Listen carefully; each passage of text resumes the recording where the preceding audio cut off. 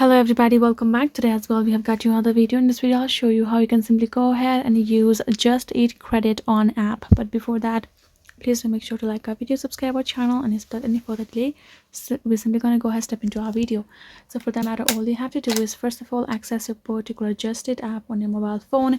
Once you have done so, this kind of interface gonna appear, right? Then afterwards simply gonna go ahead, get signed in, and then tap on this three horizontal line that will be on top right corner of the section, which will simply let you have this menu options, which includes this option of redeem a gift card below your address book.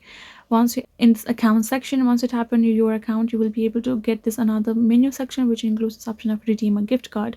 Go ahead, tap on it, which will open up this another interface which includes the option of your current balance on top and showcases, and below you can see this option of have a gift card or account credit code.